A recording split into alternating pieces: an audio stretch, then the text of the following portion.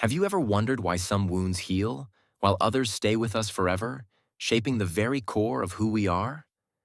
Not all scars are visible. Some reside deep within, buried in the fabric of our childhood, influencing how we think, feel, and navigate the world. Trauma is often misunderstood. We tend to think of it as a single catastrophic event, an accident, a violent encounter, or a moment of extreme loss. But according to renowned physician and trauma expert Gabor Maté, trauma is not defined by what happened to you, but rather by what happened inside of you as a result. It's not the event itself, but the way it rewires your brain, shapes your emotions, and changes the way you experience life. What if I told you that your struggles in adulthood, your fears, your self-doubt, even your addictions, might not be personal failures, but instead survival mechanisms formed in response to wounds you couldn't understand as a child? In this video, we'll uncover how childhood trauma shapes the brain and why its hidden effects often remain with us long into adulthood. The human brain is a masterpiece of adaptation, constantly evolving based on experience. But what happens when those early experiences are filled with pain, neglect, or fear? Science shows that childhood trauma directly alters brain development, affecting the way we process emotions, handle stress, and form relationships. Children rely on their caregivers for safety. When that safety is compromised, whether through abuse, neglect, emotional absence, or even subtle invalidation, the brain goes into survival mode. The amygdala, the brain's fear center, becomes hyperactive, leading to heightened anxiety and a constant state of alertness. Meanwhile, the prefrontal cortex, responsible for rational thinking and impulse control, develops at a slower rate. This imbalance can make emotional regulation incredibly difficult, leading to patterns of fear, self-sabotage, and impulsive decision-making later in life. Imagine a child who grows up in a household where love is unpredictable, where one moment they are embraced and the next they are ignored or criticized. That child's brain learns to anticipate rejection, constantly scanning for threats.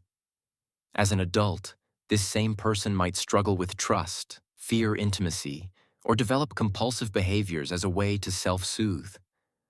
Most children don't have the emotional tools to process trauma. When a child is overwhelmed by fear, sadness, or rejection, they often suppress these emotions, not because they want to, but because their nervous system demands it for survival. This repression isn't a conscious decision, it's a survival strategy. But suppressed pain never disappears. It transforms. Many adults who experience chronic anxiety, depression, or unexplained emotional numbness are often carrying the weight of unprocessed childhood wounds. Have you ever felt a deep sense of emptiness but couldn't explain why? That void is often the result of emotions that were never allowed to be expressed, let alone healed. Gabor Maté describes this process eloquently.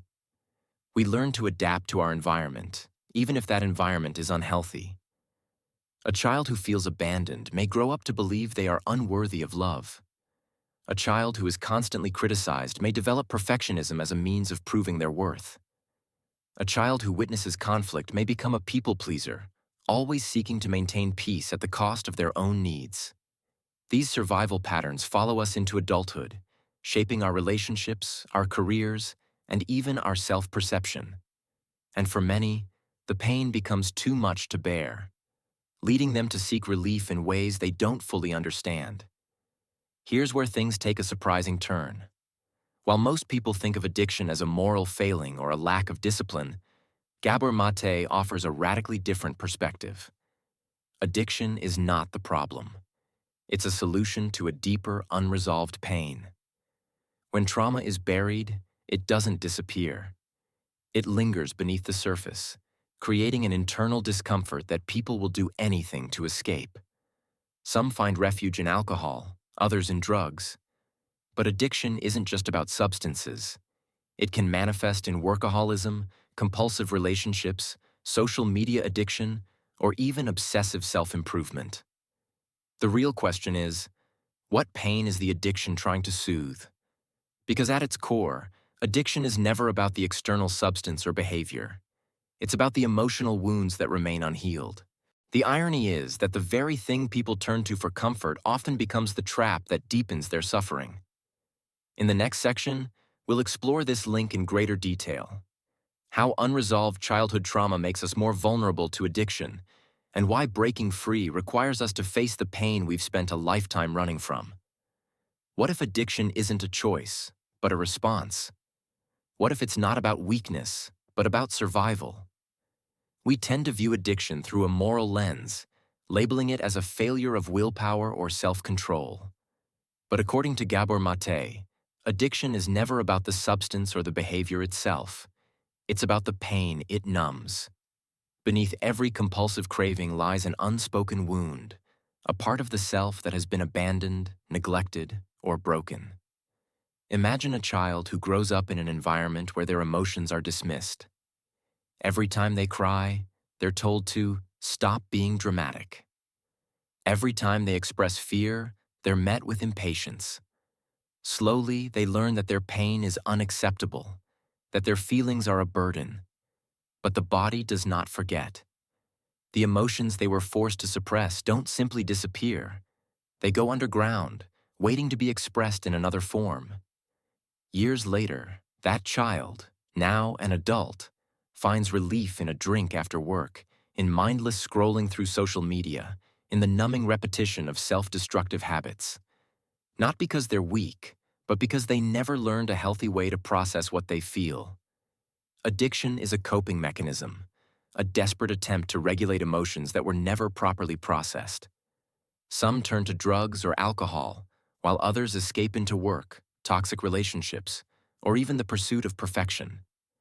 It doesn't matter what the addiction is. What matters is what it's trying to silence. That's why simply removing the substance or behavior rarely leads to true healing. Without addressing the underlying pain, the addiction will only resurface in another form.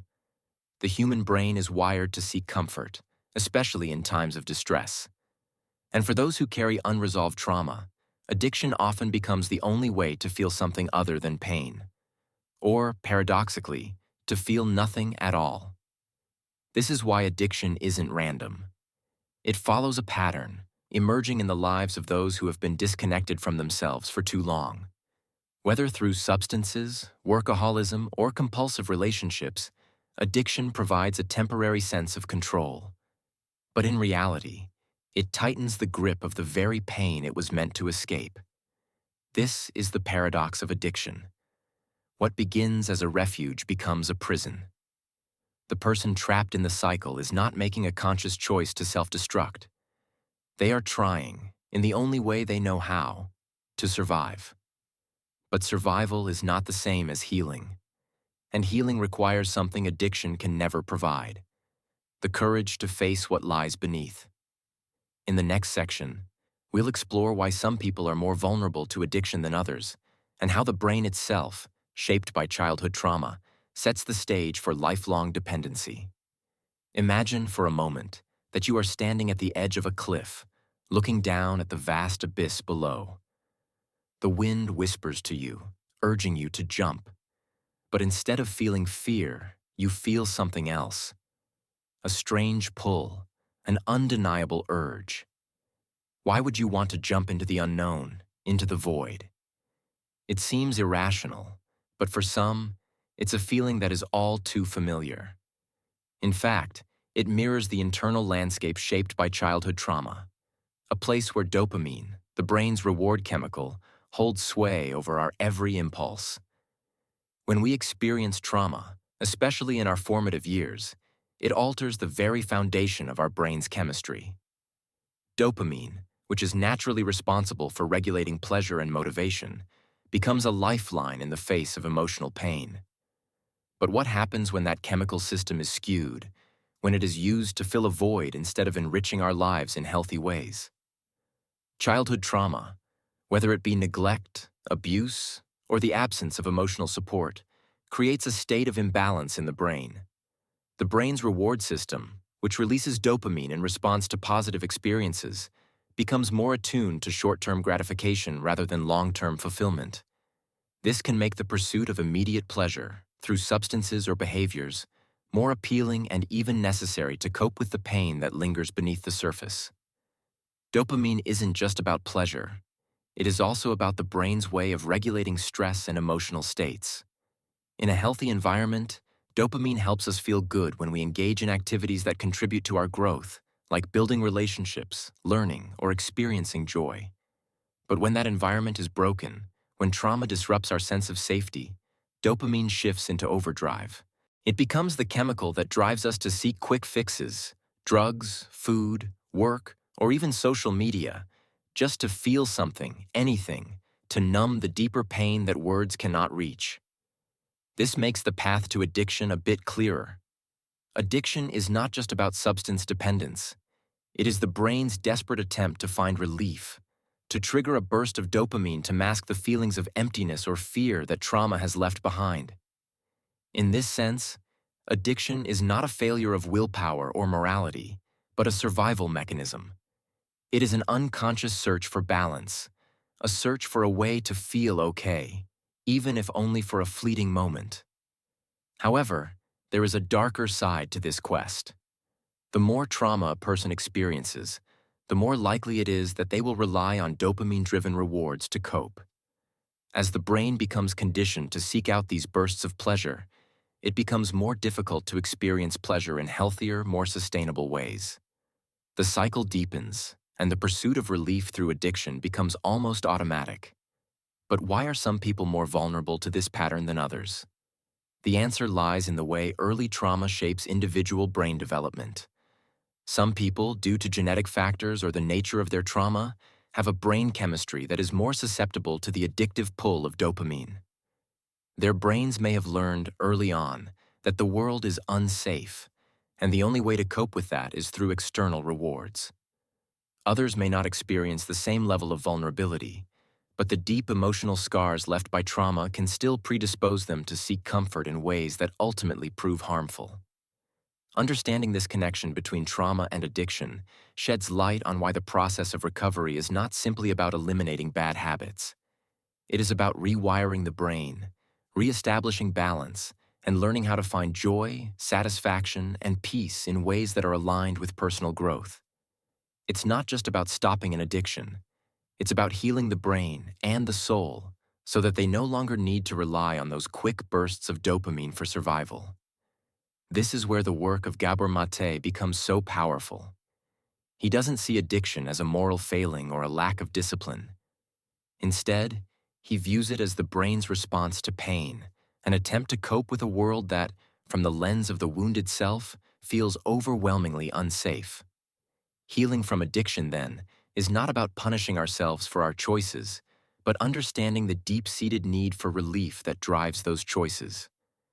It is about compassionately unraveling the trauma that fuels the need for constant external validation and learning to rebuild the foundation of inner peace. Have you ever felt like you were standing on the outside of your own life, watching it unfold but not truly living it? It's as if the emotions that once made you feel alive, joy, love, excitement, are distant echoes, unreachable and foreign. If so, you're not alone. This sensation of emotional numbness is a common yet often misunderstood consequence of childhood trauma.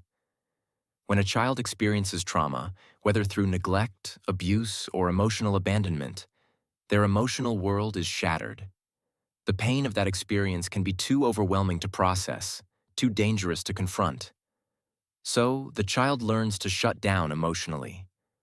The mind, in its incredible capacity to protect us, creates a barrier between the self and the pain. It is not a conscious decision, but a survival mechanism designed to keep the child from being consumed by the anguish they cannot understand or express. Over time, however, this defense mechanism becomes ingrained, and the emotional numbness that once served as protection morphs into a disconnect that affects every area of life. The idea of self-abandonment is key here. This is not just about feeling emotionally detached from others. It's about disconnecting from yourself.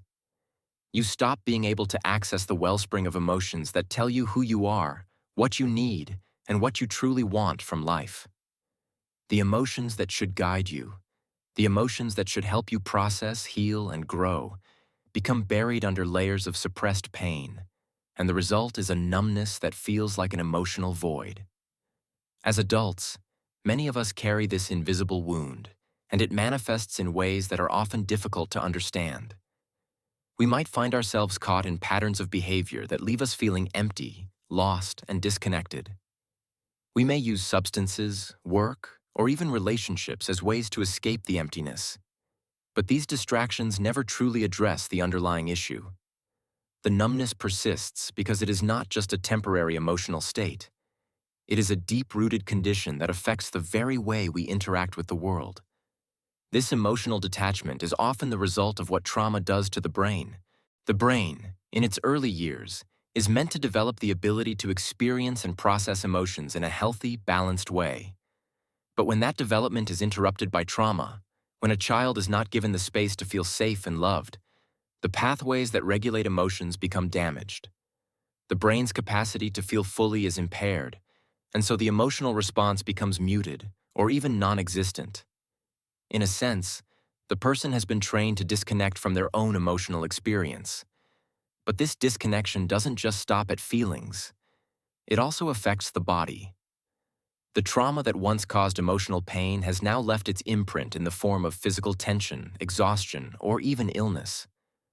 The body, too, has learned to shut down, to numb itself against the pain.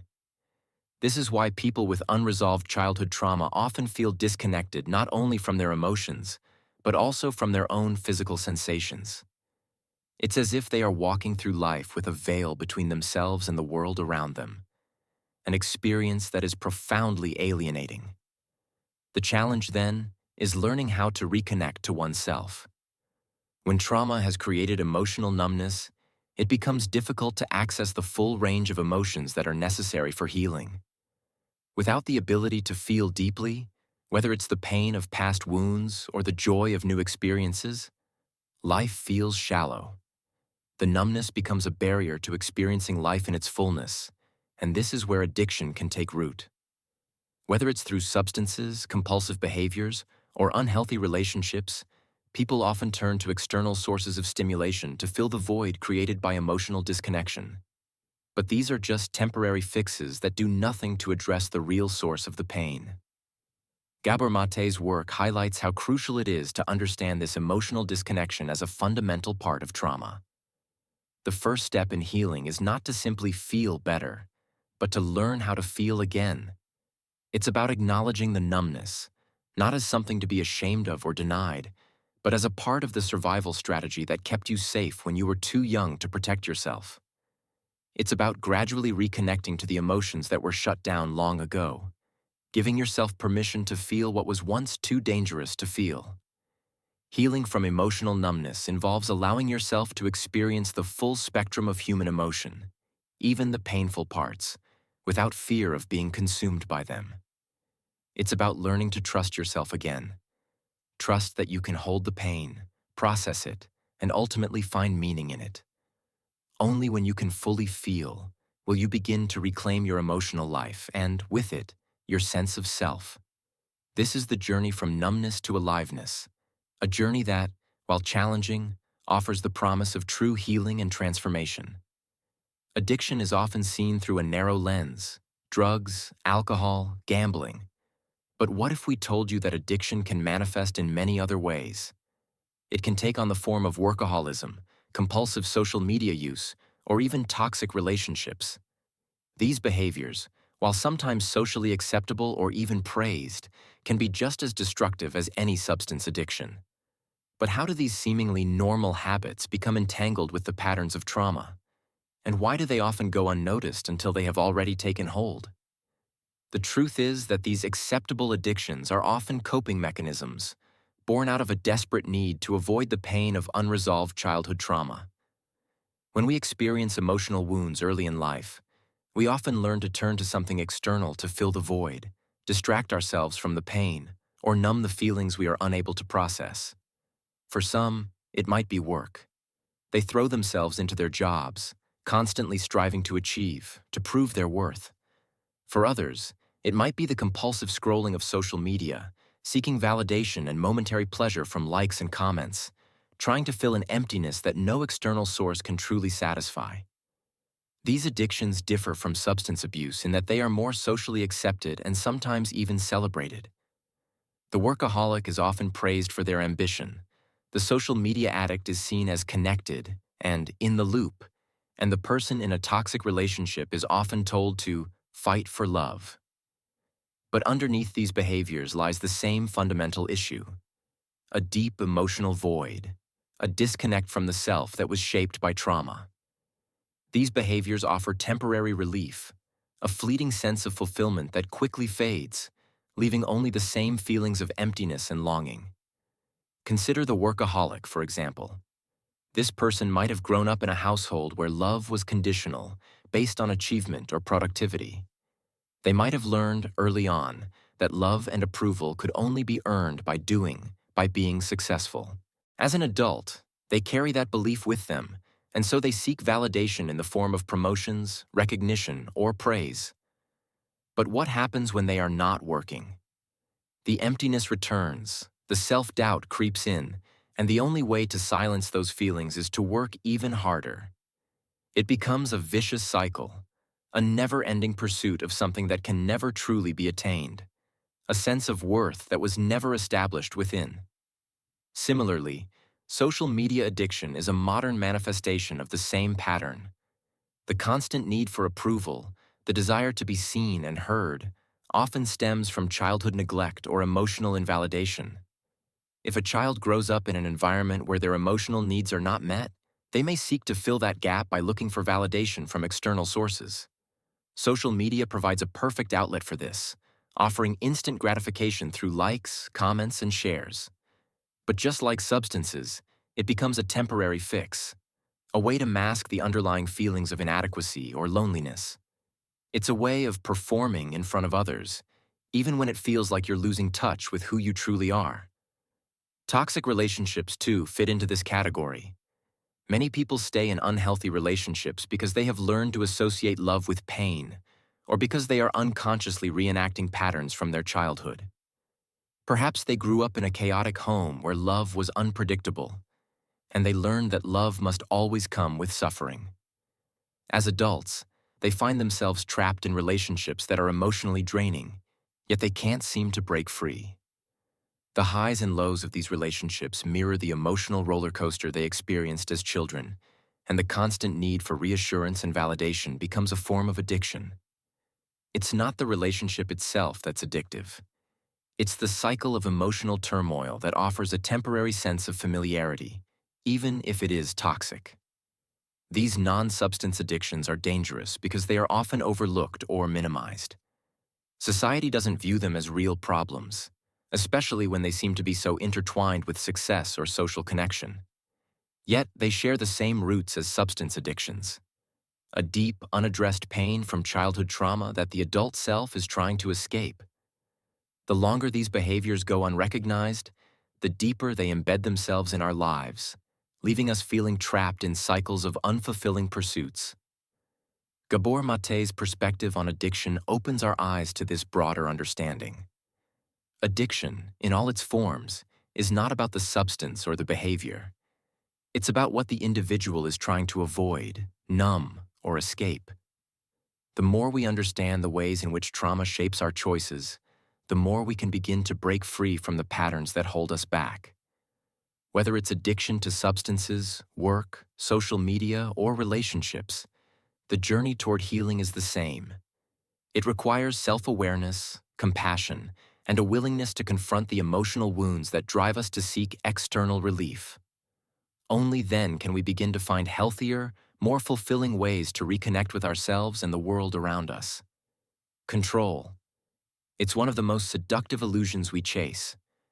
We believe that if we can just control our environment, our emotions, or the people around us, we can protect ourselves from the chaos that resides deep inside.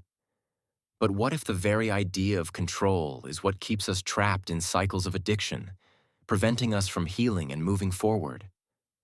Addiction thrives on this illusion. It whispers to us that if we can control the substance, the behavior, the relationship, we will find relief.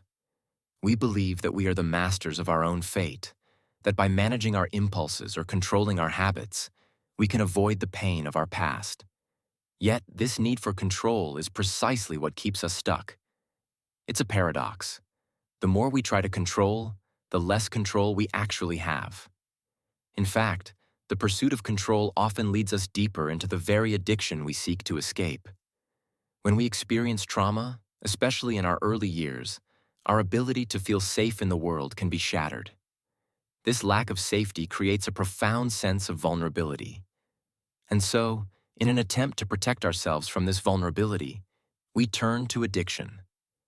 Whether it's substances, behaviors, or relationships, addiction becomes a way to manage the inner chaos, a way to feel like we are in control of something, even if it's just for a fleeting moment.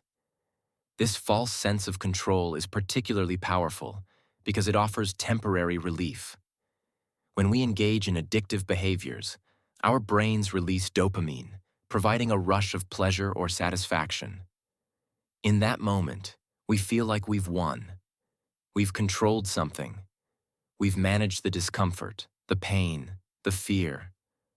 But this relief is fleeting, and the cycle quickly begins again. The need for control grows stronger, and we find ourselves more deeply ensnared in the addiction. The more we rely on these external forms of control, the more we disconnect from the true source of power, the ability to process our emotions, to face our pain, and to heal from it. The true path to healing lies not in controlling our external circumstances, but in learning to sit with our internal experiences without running from them. This is where the illusion of control becomes particularly destructive. It prevents us from doing the hard work of emotional healing, because we are too focused on managing our symptoms rather than addressing the root cause of our pain. Addiction keeps us stuck in this paradox. On one hand, it promises control and relief. On the other, it deepens our sense of powerlessness. The more we try to manage our addiction, by cutting back on substances or controlling our behaviors, the more entrenched the addiction becomes. It's as though the addiction itself is a test. Can we really control the pain we feel, or are we destined to be controlled by it? This is where Gabor Maté's perspective becomes so critical. He challenges the conventional view of addiction as simply a matter of willpower or choice. Instead, he invites us to understand addiction as a response to unmet emotional needs, a way to cope with unresolved trauma. When we approach addiction as a way of trying to control our inner world, we begin to see it not as a moral failing, but as a cry for help, a desperate attempt to manage the pain we cannot bear to face. Breaking free from addiction requires confronting this illusion of control head-on. It means accepting that we cannot control the past, and we cannot control our emotions by avoiding them or numbing them. True healing comes from surrendering the need for control and learning to navigate the uncertainty of life with openness and vulnerability. It means facing the pain, not by trying to fix it, but by allowing it to exist, to be felt, and ultimately, to be healed. This is a radical shift in thinking, one that calls for a deep level of trust. Trust in ourselves, trust in the process of healing, and trust that we are strong enough to face the pain we have long tried to control. By letting go of the illusion of control, we open the door to true freedom, the freedom to be ourselves, without the need to manipulate our emotions or our circumstances to feel safe. And in this freedom, we find healing. How do you break free from a cycle that has held you captive for years, perhaps even decades? It's a question that haunts many who struggle with addiction. They know the pain, they understand the pattern, yet the chains of addiction seem unbreakable. But what if the key to overcoming addiction is not about fighting the substance, the behavior, or the relationship itself, but healing the trauma that created the need for escape in the first place? The journey to overcoming addiction begins with an uncomfortable truth. Addiction is not the problem. It is a symptom of a deeper wound. This is where Gabor Maté's work shifts the conversation from simply managing addiction to addressing its root causes. Trauma, especially childhood trauma, is often the hidden driver behind compulsive behaviors. When a child experiences neglect, abuse, or emotional abandonment, their brain and nervous system learn to survive in a state of constant stress, fear, and hypervigilance. This survival mode is then carried into adulthood, where the person continues to seek relief from the emotional pain they are unable to process. Addiction becomes a way to numb or escape this underlying trauma. The first step in breaking the cycle of addiction is to acknowledge this connection between trauma and addiction. For many, this realization is profound. It shifts the focus from guilt, shame, and self-blame to a deeper understanding of the emotional wounds that have been carried for so long. By recognizing that addiction is not a moral failure but a coping mechanism, the shame that often accompanies addiction begins to dissolve. Instead of seeing themselves as broken or weak, individuals can begin to see themselves as survivors of a deep emotional wound, who have been using addictive behaviors as a way to manage the pain they were never given the tools to heal. Healing trauma is not a linear process. It is messy, uncomfortable, and often painful. But it is also transformative. When we begin to heal the underlying trauma, the need for addiction diminishes. This healing journey requires us to confront the pain we have spent so long trying to avoid. It asks us to look at the ways in which we have disconnected from ourselves and our emotions, and to reestablish a relationship with our own vulnerability. The process of healing trauma involves several key elements. First, it requires the ability to sit with discomfort, to face the painful emotions that we have spent years running from.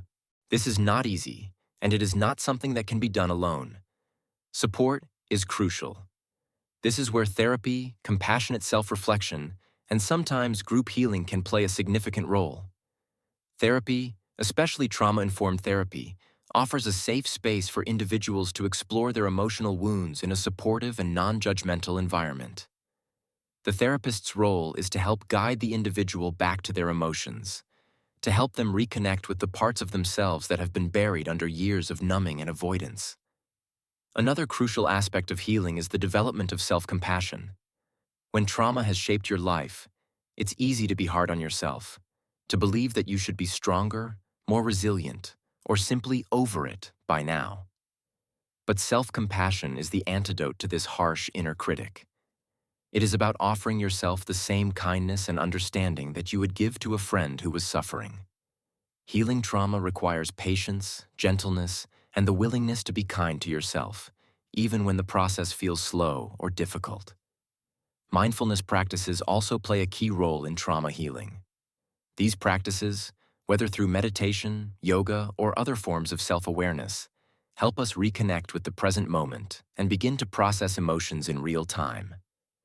When trauma is unaddressed, the mind and body can become trapped in past experiences, replaying the trauma over and over in the form of flashbacks, anxiety, or emotional numbness.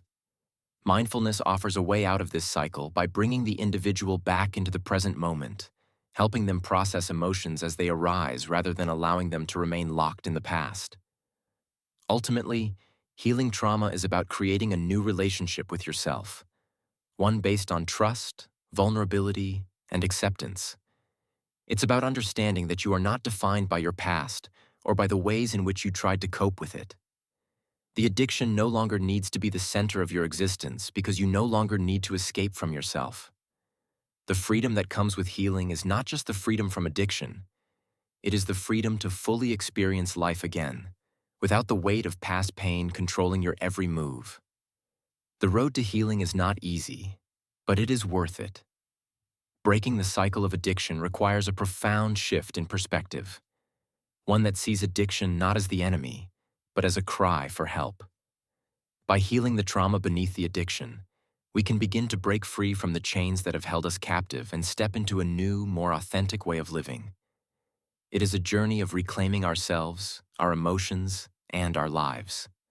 And as we heal, we make space for the possibility of true, lasting transformation. There comes a moment in every person's life when the weight of their past becomes too heavy to carry any longer. It's a moment of reckoning, a moment where you realize that survival mode, the constant fight to protect yourself from your emotional wounds, has left you numb, disconnected, and unable to fully experience the beauty of life. But what if, in that very moment of despair, there lies an incredible opportunity for transformation? What if your pain, your trauma, your struggles are not the end of your story, but the beginning of something greater? The journey from survival to transformation is not about erasing your past or pretending it never happened. It's about taking the raw, jagged pieces of your experience and using them as the foundation for your growth. It's about embracing your pain, not as something that defines you, but as something that refines you. The beauty of transformation is that it is a process that can begin at any time, no matter how long you have been living in survival mode. It's a journey that starts with one small, courageous step, the decision to stop running from your wounds and instead, to start healing them. To reclaim your life means to reconnect with yourself, your true self, the person you were before the world and its traumas taught you to hide, to suppress, or to numb your emotions. This reconnection begins with vulnerability. It means allowing yourself to feel what you've been avoiding, to let your emotions flow freely, without judgment or shame. It's about trusting that, even in your brokenness, you are still worthy of love, joy, and peace. Transformation also requires letting go of the need to control everything, including your emotions. For years, you may have believed that if you could just keep it all together, if you could control your reactions and suppress your feelings, you would be okay. But transformation teaches us that true strength lies in surrender, not to weakness, but to the flow of life itself. It's about trusting that you don't need to have all the answers, and that it's okay to not be okay sometimes. This surrender creates space for healing, growth, and the profound joy that comes from being fully present in your own life. The concept of healing through vulnerability is crucial in this transformation. By embracing your true self, flaws and all, you allow yourself the opportunity to heal from the inside out. You stop pretending to be someone you're not, and you begin to accept yourself with compassion and kindness. As you learn to accept your own vulnerabilities, you create a safe space for others to do the same. In this process, you not only heal yourself, but you also inspire others to begin their own journey of transformation. True healing is not about fixing what is broken. It is about integrating all parts of yourself, even the ones that have been rejected, abandoned, or forgotten. It is about realizing that your worth is not determined by your past mistakes, your struggles, or your wounds. You are not your trauma. You are not your addiction. You are something far greater, a person capable of growth, of change, of deep and lasting transformation. And as you move from survival to transformation, you begin to see life differently. You no longer seek to escape your emotions, but to understand them.